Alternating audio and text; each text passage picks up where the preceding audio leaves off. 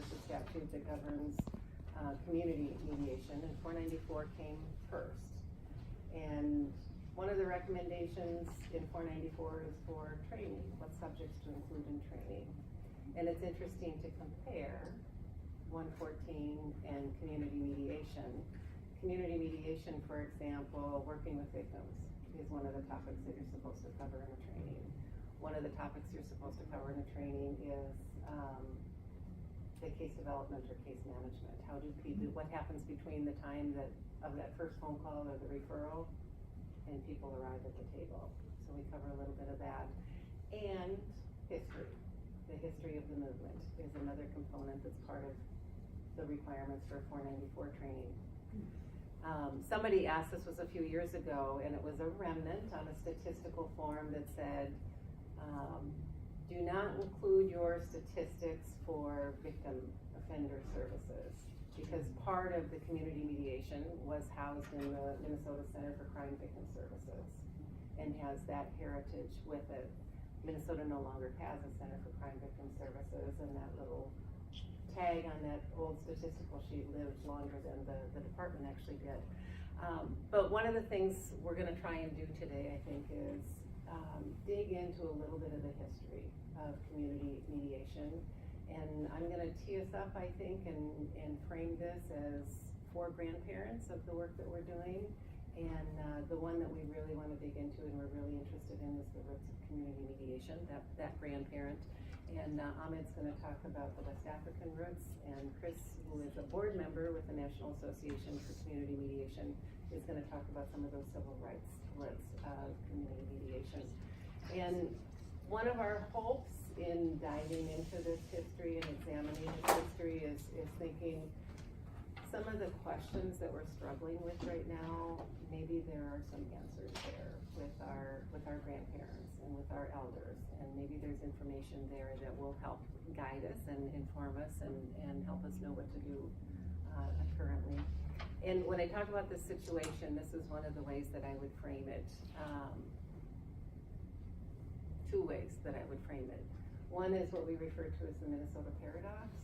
So more and more we are learning just how poorly Minnesota is doing in so many different areas, whether it's economic disparities or school disparities or home ownership disparities. We vacillate between 49th, thank goodness Wisconsin, 48th, 47th, and I think it compels us to look at ourselves and take a look at the dispute resolution mechanisms that we have in our state and look at it from the perspective of how do our traditional dispute resolution mechanisms reflect this Minnesota paradox and contribute to this Minnesota paradox. And now the other perspective or context from this is CMRS has been around now for 36 years, and we have a mission statement that lasts forever, and our mission statement is focused on community. We are committed to develop the capacity of our community, and I will often say if we help a whole bunch of individuals but have no impact on our community, we failed at our mission. So our mission, and this survives decade after decade, this focus on community. That's who we've been. Then, as most organizations would do, we also have a strategic plan or a vision. And usually those visions focus us for a 3 to 5 year period. And it was close to 20 years ago that we looked at ourselves and we thought we're losing the community in community mediation. About 85% of our cases were coming from the court. And we decided we wanted to do something that we really were community. And just as an example, one of the things that we did is we were doing one mediation in this school, one mediation in this school a year, one mediation putting out a fire in this school, and we decided, what if we put all of those resources into just one school?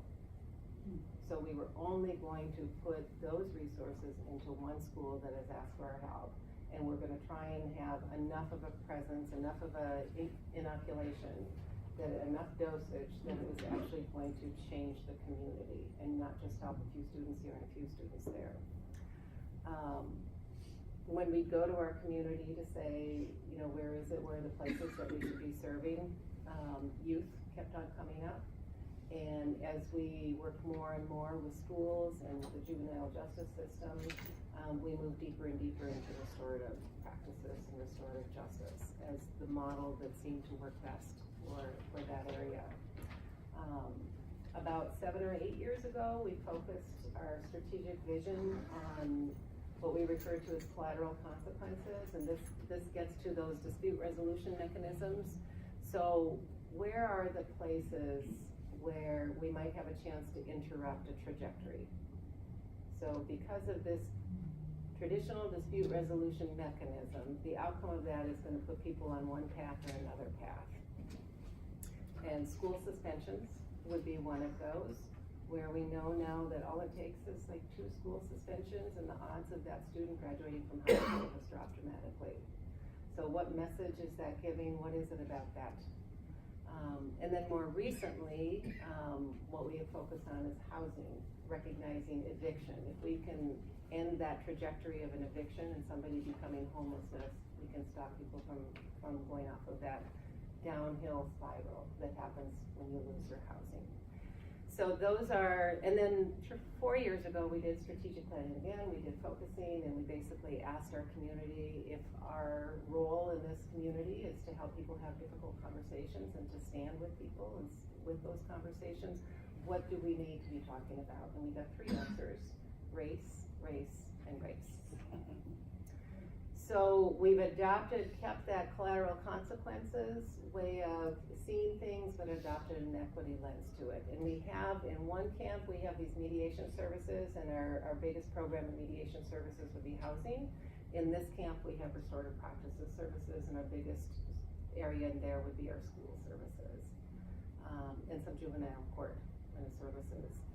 In the mediation world, it's the practice to look at what are the underlying interests, what are the underlying issues. So it's this constant peeling back. And if you do it as a practitioner at the table, I would say that the organizations do it even more. Peeling back, what are the systemic structures? What is the context for this conversation that we see over and over and over again, where we're starting to see patterns? So in the housing world, we've done 15,000 landlord-tenant mediations. We see patterns. We know a little something about the collective wisdom there.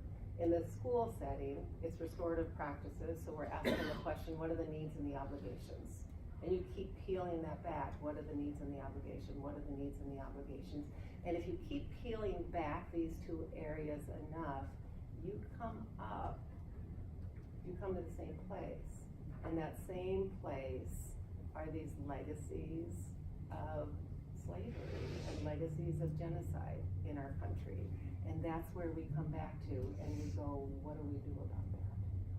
What is our responsibility to do about that? And I would put out there, open for people to push back on it, but it's one of the theories, or one of the ways that I'm observing things, is one of the tensions that we have, and it's in both of those categories, is our focus to be on individuals, or is our focus to be on systems? And I see that tension happening in the restorative practices world, where there's a real movement towards community organizing as the role of restorative practices, but also people that have the child who's experienced trauma in front of them, and that's what they are called to do, is to work with that individual. So how might there be an honor and recognition of people who are geared to look at systems and people who are geared to look at individuals, and is there a place for both of that? And the same thing with mediation. We have people who are fiercely committed to this core value of mediation of self-determination. And it is not my role as a mediator, I would suggest, coming from that core value, if this neighbor says something racist to this neighbor, it's really up to them if they want to address it. I might pause and do something that indicates I heard it too, but you know what? That might not be the battle that she wants to fight that day, right? She just might want the neighbor to stop calling the police. Or it's a landlord-tenant, and they don't want to take on this whole big issue of racism. They just want their security deposit back and never see that person again. So that value of self-determination is core for mediation. And what do we do? How do we balance this idea of we're supposed to be impartial with advocacy? And what is the tension there, and how do we as organizations, individuals I think get to choose their own pathway that suits them, but organizations really need to grapple with some of this. And how do we respond to Minnesota paradox, knowing that some of the traditional dispute mechanisms that we have here in Minnesota, and I would just call out those two, school suspensions is a dispute resolution mechanism, and eviction is a dispute resolution mechanism. How are some of our traditional dispute resolution mechanisms contributing to? So we're in these conversations, and I would say we're turning to some of our heritage to find out if we can better understand how we got to this place, or who we are, and how we might be able to recognize each other as individuals who share the same grandparents, or are part of the same gene pool in one way or another. So we have exploring our, if you want to go back just a second. The pointer works, Ahmed, if you want to give me Okay. a pointer. Yeah. The clicker. So this idea, one of the things that has stuck with me ever since my very first board meeting with the National Association for Community Mediation,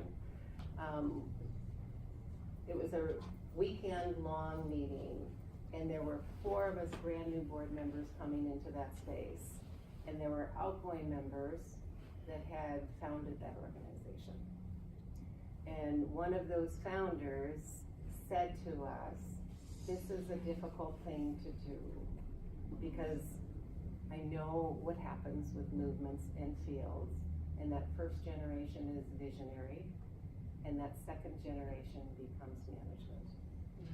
And we can move away from those the very vision that gave birth to it in the first place.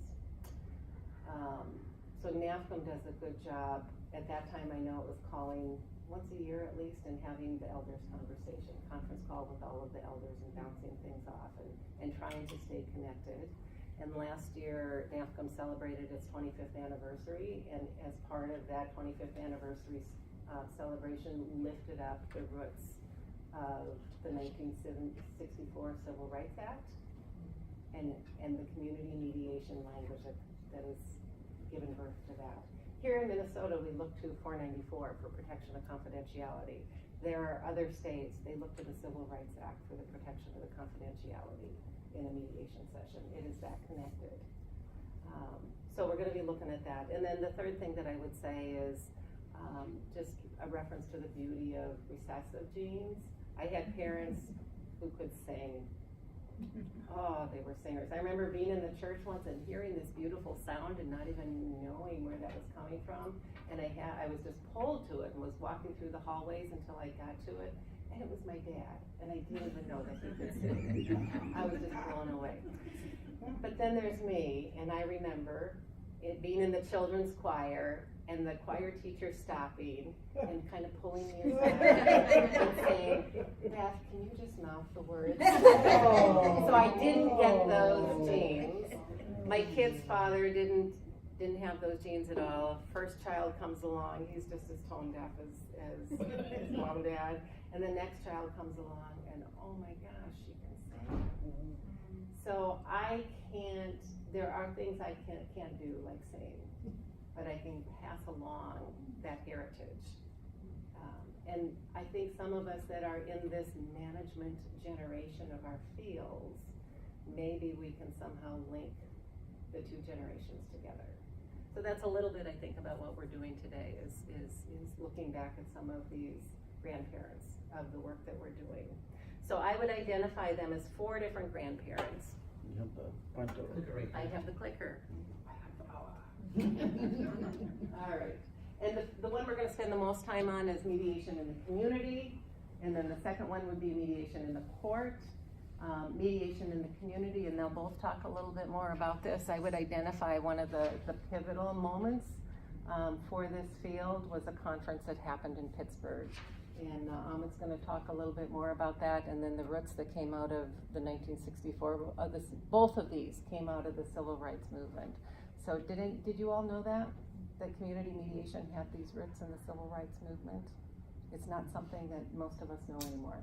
Mediation in the court, again, I would point to a conference, and this conference actually happened here in St. Paul, the Pound Conference in 1973.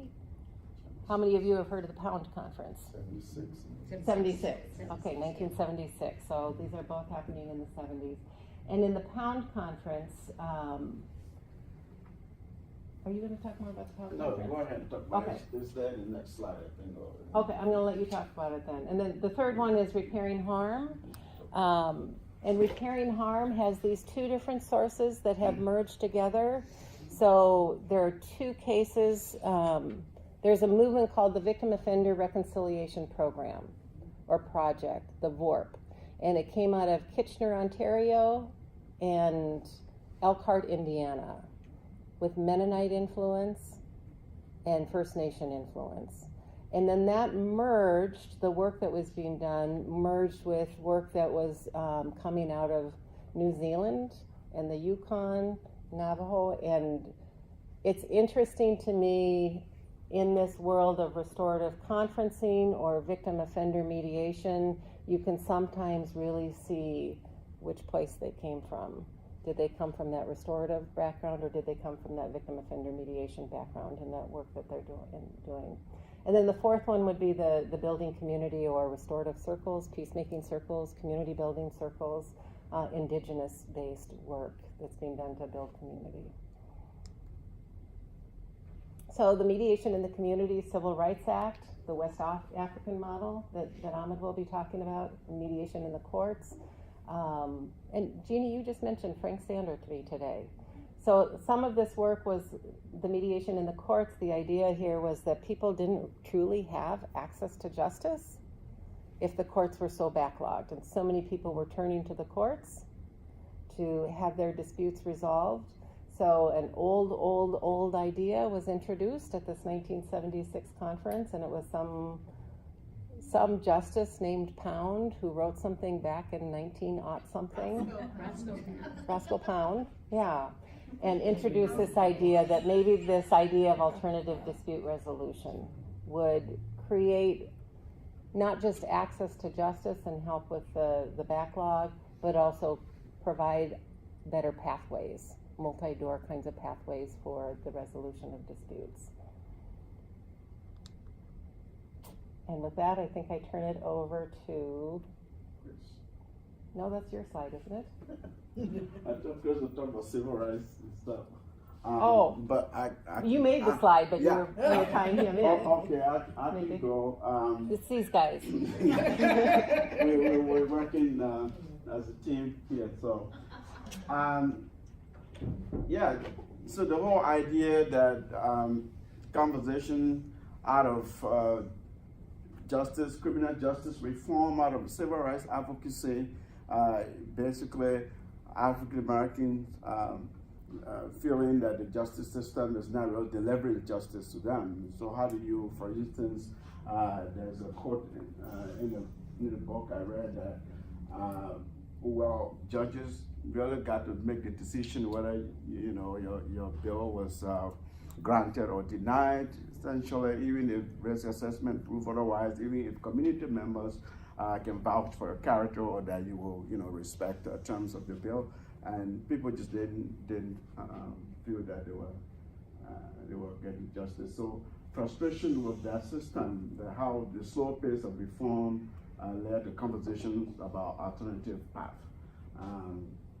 And so Beth has talked about the various things that came out of that, of course.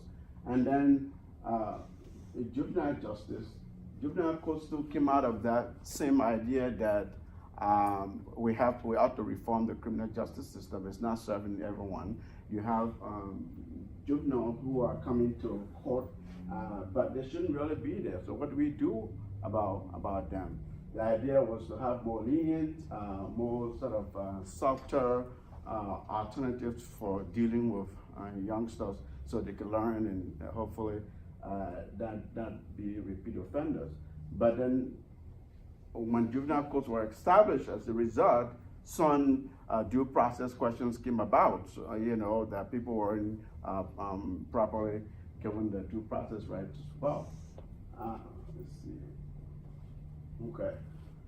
And so this whole idea that reformers were very impatient, they wanted to have an alternative that was independent of the criminal justice authorities, and so that power is granted to the community, and it's not necessarily, you know, again, with the criminal justice system itself.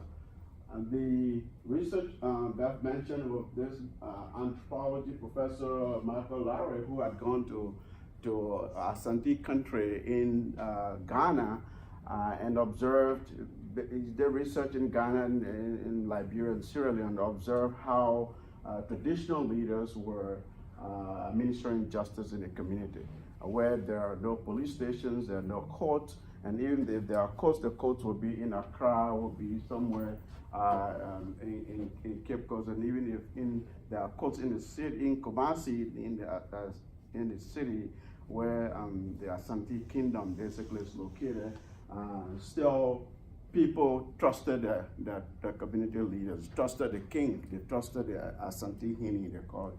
And so there was this system known as the moot system, whereby the king will defer to other lower leaders and tribal authorities to preside over matters like inheritance, marriage issue, land rights, and things like that. And they worked very effectively. And so this professor came back and was asked to give a keynote speech at this Justice Reform Conference in Pittsburgh. And he basically threw everything off and said, listen, this is what I saw in West Africa. It seems to be working for them. Might be something that we perhaps might want to try here, right?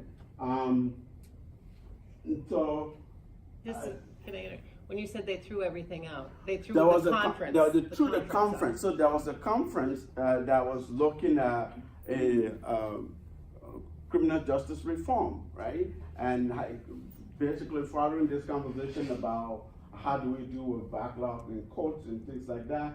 And he, as a keynote speaker, talked about his observation and his work that he did in West Africa, and the outcome that he saw there. He said, perhaps this is something that we might want to try here. As a result of that, it didn't make sense to continue the conference the way it had been planned prior. So they put everything down and started having conversation about how they might implement some of that idea here in the United States. Let's see. I already talked about his work that he did in Ghana, but I want to go and not forget about a very important West African dispute resolution mechanism that is not just in Liberia, but we've seen in Sierra Leone, in Nigeria, and in other countries in the region. This is known as the Palava Hut process. So the Palava Hut is essentially where everybody meets in the community when there's a dispute. The community members themselves will deal with that problem because they said that there's no bush to throw a bad child or a bad community member, someone who's perceived as troublemaker or a bad person in the community, essentially. So you have to work with the problem and have the repair harm and have people work through their differences so that for the good of the community, essentially. Let's see.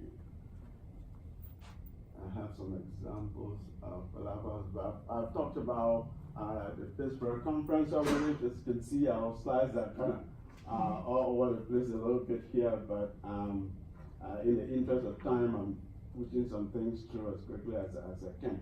But the whole idea of community mediation in the United States and what we see in Australia as well, because it's very closely modeled after what's happening here in the US, we believe came out of that conversation with Professor Larry and other efforts, of course, with criminal justice reform here in the U.S. prior to his conference, that particular conference.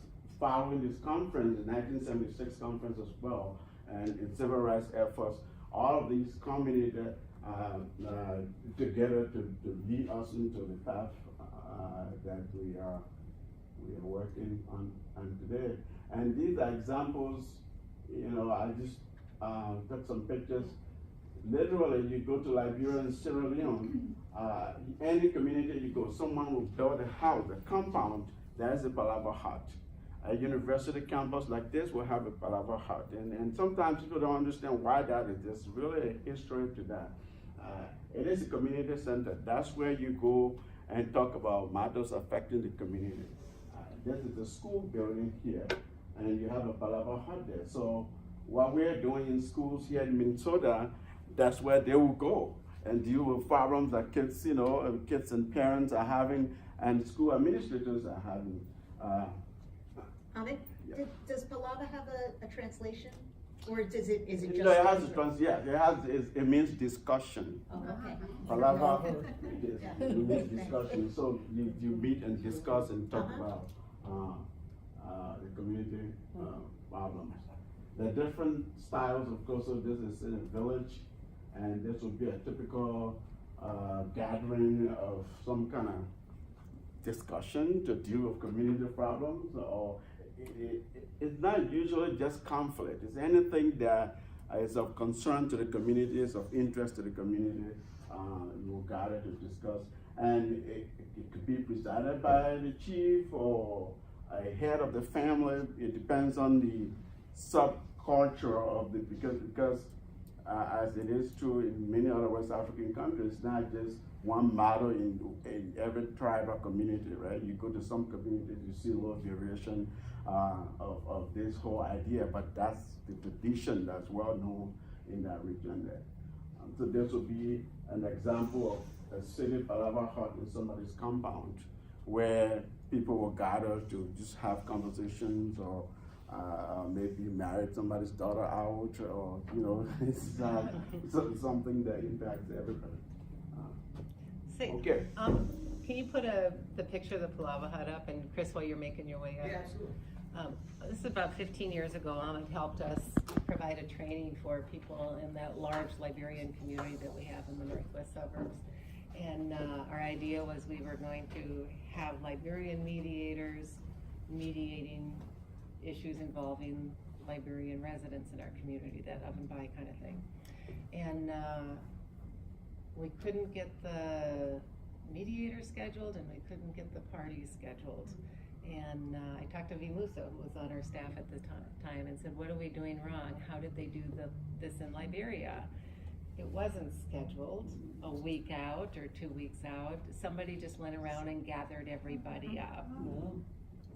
And then at first I thought, well, these new trainees aren't mediating with us. And then I would hear these stories. I was over at my sister-in-law's house sitting at the kitchen table and mediating.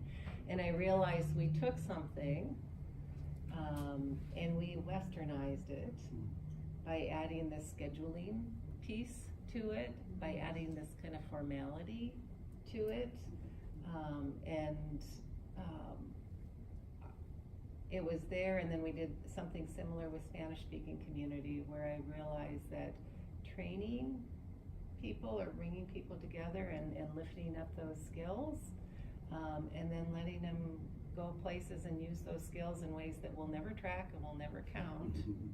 And if we can figure out a way to be less formal than we are, I have a feeling we can serve a lot more people, including younger generations that decide, I need to do this right now, and are used to being able to go online and get the loan or whatever it is that they need to do right now. It's a more immediate thing. But if we can figure out in the moment kinds of, they're ready right now, let's gather people up.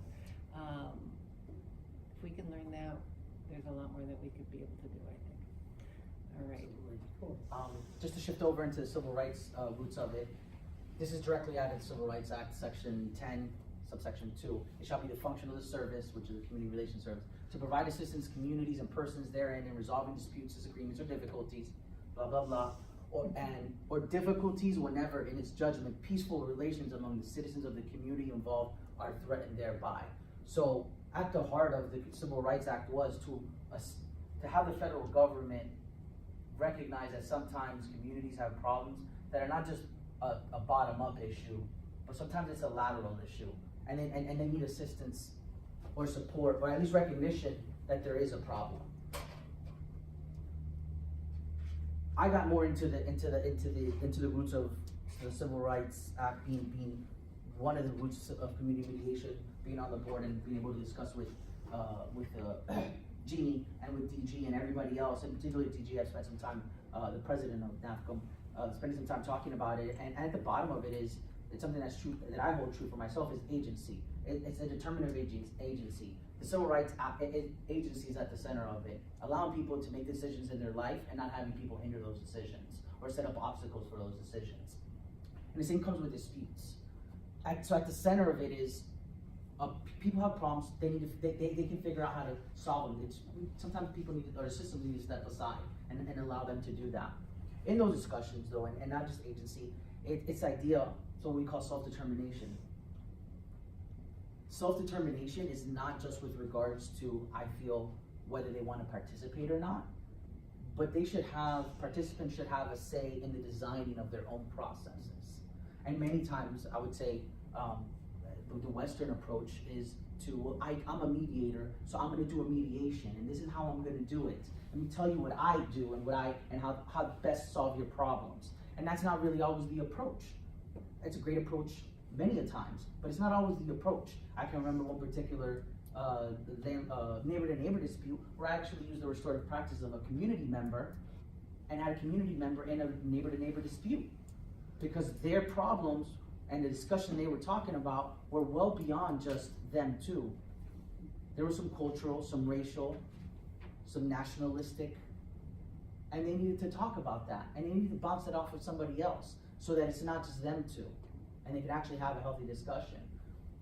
I asked them, do you want to do that? We can do this to help you have this discussion. And they did. They said fine, and that's what happened.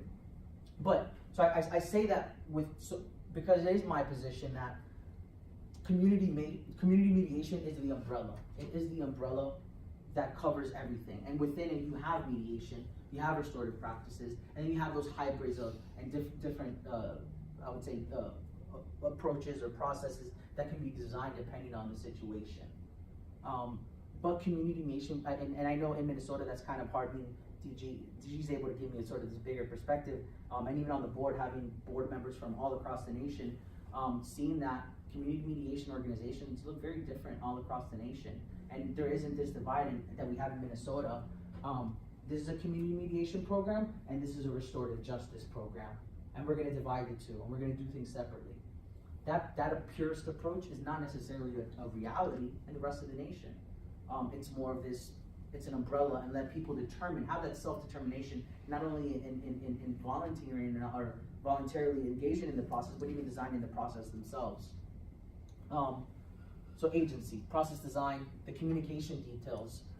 With this, I go to what language do they want to speak. Maybe they don't want an interpreter, and they want to be able to just, hey, you can speak Spanish, or you can speak English, even though my English is broken. Go ahead, that's fine with me. Or I want to speak a different language.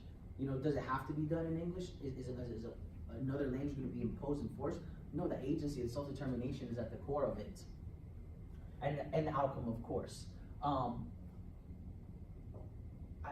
With regards to communication details, I think what's also relevant about this, and this is why it goes into the roots, and the discussion on purism, is the idea that many times we have these processes and we're training these processes, and we think this is the right way to do it.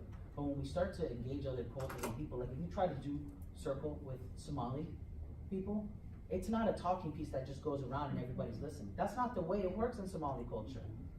And I say that from a place of endearment. Like, I'm Muslim, so I'm always in the mosque and I'm talking, and like, I say this from, that's not how it works with Somali.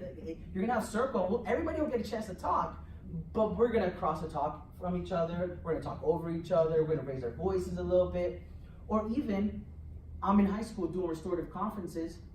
I let these kids curse. They need to talk. Beep, beep, beep. That's how you need to talk. That's how you need to talk. That's how you want to talk to each other. And you guys are, as long as you guys are good with it, I'm fine with it. This is your conversation. It's not my conversation.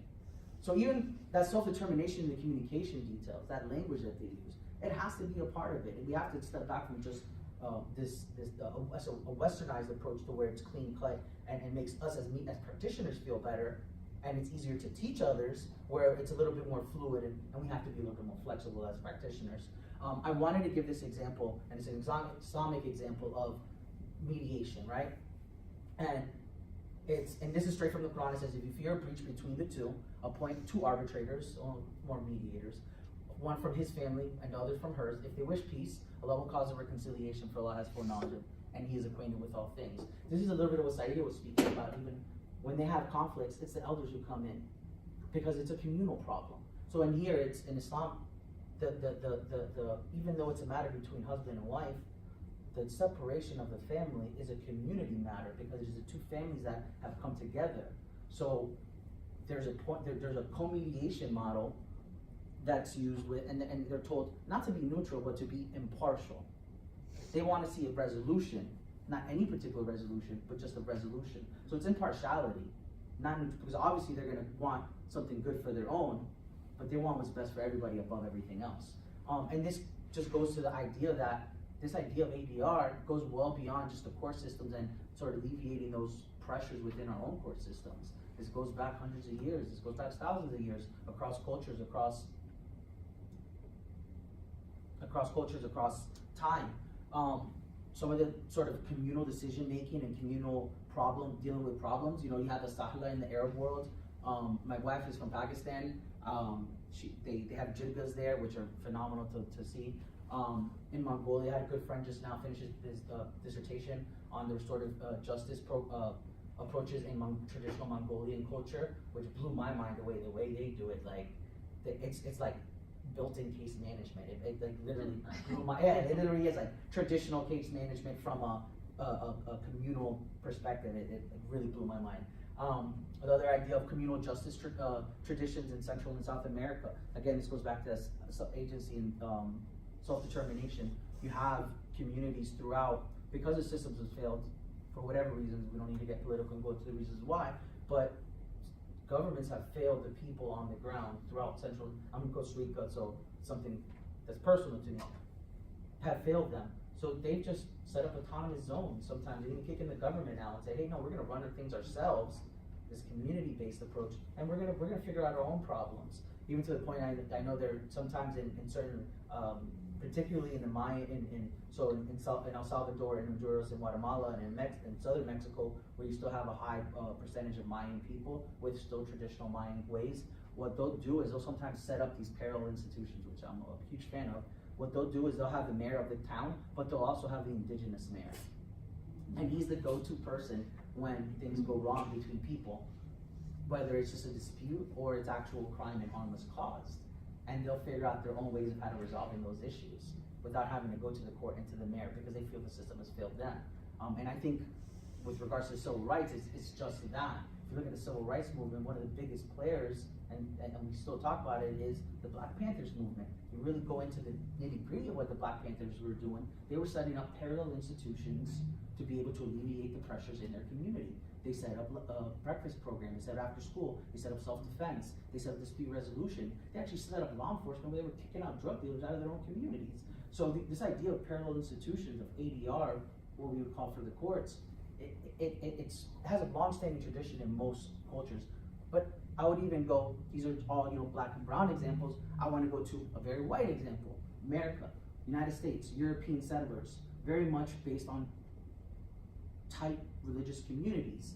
And I love watching these old westerns where something goes wrong, everybody meets at the church and has a meeting there.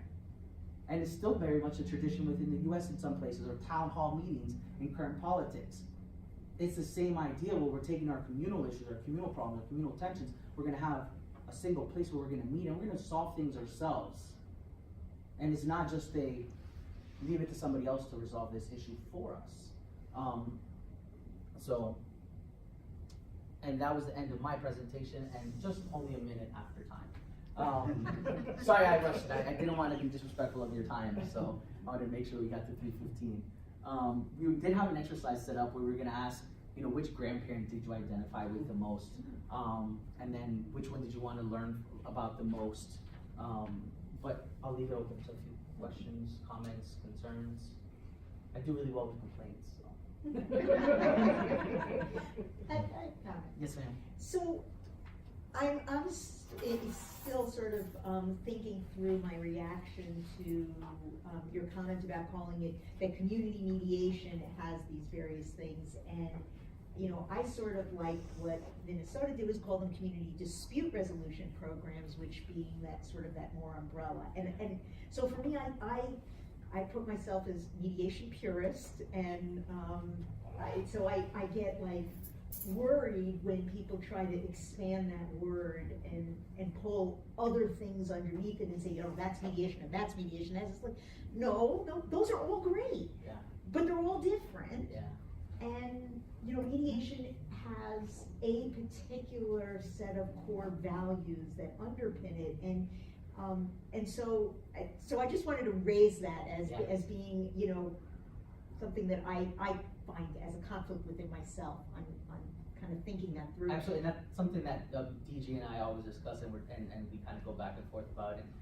Coming from my background into conflict resolution was very much.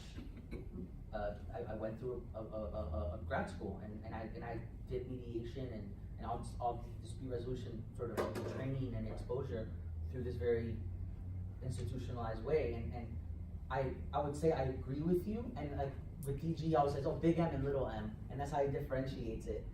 So I understand both, and I always sit on both. Like, I see my attraction to both, because I was trained in one. But I think also my heart is, I do like the idea of that umbrella approach. And I think even if we change the language, I think as long as the community can understand that there isn't just one way to solve our problems, and that's more the heart of the matter for me. There's an umbrella term, but then we have different processes, and we can use whatever we see fit depending on the issue. I was just having a talk with a colleague about when we do harm repair conferences at school, and we were talking about sometimes the kid doesn't want anything from the other kid. Sometimes the harm repair isn't meeting the other needs, and that's all they need. They maybe have some other needs, and maybe they just needed to not see that other student's face. So having a schedule change was the need that they maybe needed to be met in order to have that harm repaired. And that's all they needed. So we meet that. I can't force them to have to conference, have to talk to the other thing, because communication that's me doing my thing. It's not them doing their thing. I just wonder if this could be set aside by thinking of community mediation centers or community mediation programs, or like NAFCM, like YMCA, that we no longer associate what those initials mean. But if we think about it as centers and programs, not community mediation in and of itself. Yeah, no, I do think that helps, and I mean, because I even worry about it that, so Community Mediation Minnesota, like we formed this umbrella organization, and we called it Community Mediation Minnesota. It's like, oh, well, that was sort of narrow. But I do think it is because that does help to think Because of more. community mediation Centers can do a programs variety do of all things. these different things underneath. So Although not I just still mediation anymore. Although I still like community dispute resolution. Right. But Yeah. anyway. Absolutely. The place where it gets muddled, I think, you talk to somebody from West Africa or from East Africa, or even someone in the Hmong community, to describe mediation. Right, it's a different. Their description sounds just like a restorative process. So it makes me wonder, so what elements have we introduced to mediation that are different from its origins, that are core, and which elements are arbitrary? It can also be a hurdle with people who are from the business world, who only know lawyer mediations that are shells. Yeah. Yeah. And that can't even, and I ran into this recently when I got a brand new boss. And we were talking about a thing, I'm like, you've got a personal issue, she's like, have you thought about a mediation? I was like, well, that sounds great. And I'm like, fabulous. And then I described the price, like, no, we should never sit in the same room. And I'm like, okay, talk in a different language. Yeah. Because her background is HR, business. You just have the lawyer talks to you, then the lawyer talks to you, and you're never in the same room. Yeah. And I just did my first civil rights mediation through Minneapolis, city of Minneapolis, and it was set up that way. And I'm like, oh, you guys need to be talking to each other. Like, don't get And the setup is a shuttle? It was set up as a shuttle. Wow. And it blew my mind because I'm like, there was so much harm caused that they needed to talk to each other. Yeah, it was. You were set tough. up? It was tough. I was set up. It was tough. I walked out of there exhausted. I'm like, man, I think I'd rather spend a whole day at school than do this. But it was fun. It was fun. You did their work for them. Yeah. Right. Oh, that's a really interesting way to put it. Yeah. Yeah. Well, our closing question, do you have the We're clicker? at the closing? Oh my God. Is it time? Are we Yeah, done? yes, Yes. it's Yeah. 3:20. It is. Yeah. So the last question to take away is what kind of ancestor, we're talking about our grandparents, what kind of ancestor do you want to be? So thinking into the future. And for me, it's expanding processes and expanding that self-determination to where as many possibilities are open to as many people as possible. If we just limit what we do and how we do that. I mean, I think as an organization that becomes really difficult if we historically just specialize in one thing. I think that's what I love about CMRS the most, is that we do both. And I get exposure to both. I literally spend half my time 50-50. I'm housing services coordinator, but 2.5 days of my week are spent doing restorative conferences and circle with youth. So it's like, but then I'll turn around and in the afternoon go right into housing court and a transactional mediation between landlord and tenant. And I get to do both. Yes. I think about that, like how, I think the challenge, for especially people at this conference, maybe specifically people in this room, is like, I think we have enough flexibility kind of weave in and out, and we understand, I think I can just speak generally here, that we understand like the unique differences of each and why there's a pro and con of each, right? And so like why you would do different things. But I think that's the challenge, is to, one, make sure the people we're working with understand that, because like you were saying, like the expectations coming in, especially people who are inexperienced, could mean something. And then I also think, especially, and we're talking about ancestor and passing things on, or as we continue to build practice, like as we're bringing more people into this world, making sure they're understanding it's fluid, but at the same time, there's reasons behind which choices. It's not fluid for fluidity's sake. It's not random. Yeah. It's like there's foundation, there's roots. Yeah. Right. Yeah, and that's part of it, I'm just piggyback on, because house gives you,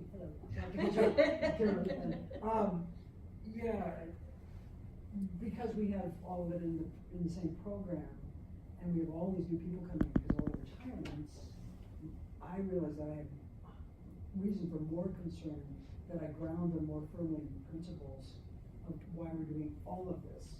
And the principles overlap for us hugely, like self-determination, and people know best, and all this sort of stuff, right? But these are people working in a rigid correctional setting, and their tendency, unless they watch themselves, would be to say, here's what you're gonna do, bump, bump, bump, right? Even if they don't have rank, because that's the whole deal with them.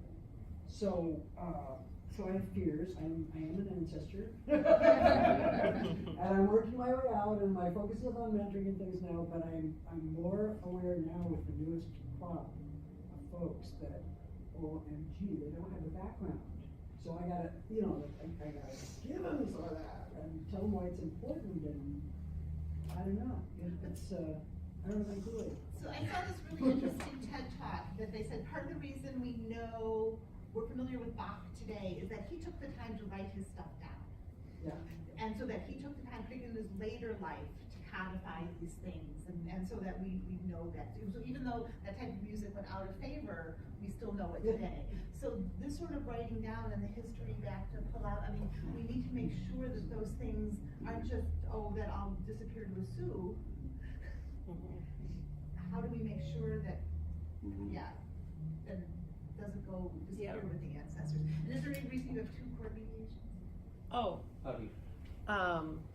No. Sorry, It go was there. just I overlap. missed one, didn't I? One was community media. One's supposed to be community, Yeah, that's- community, yeah, yeah. I was like, where's I was Yeah. community?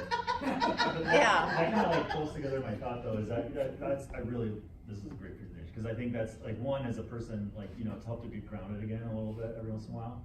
But then 2, it's like, okay, why can't everybody be in this session, you know? Especially like, because I sat at lunch today with some students from Metro State, and it was awesome, because they were like, this is my first time learning about all this stuff. I'm like, okay, like, do your best to just try to, like, it's like, just, it's like drinking from a fire hose, right? And so, I think it's helpful to always have this opportunity to reground, and I think, anybody coming into the field, it's important too.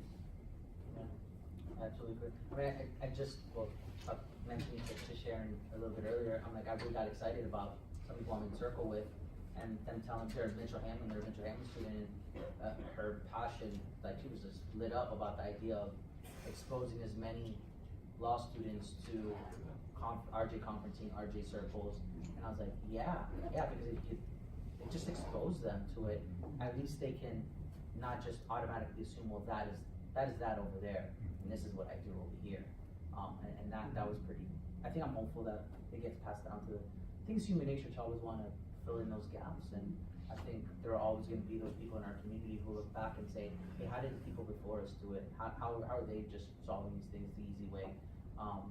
Because it allows you to look back and learn, than it is to try to reinvent that wheel. Spend our Look, thank you. There is an evaluation sheet in your packet, if you would take a moment to look at that and fill in whatever you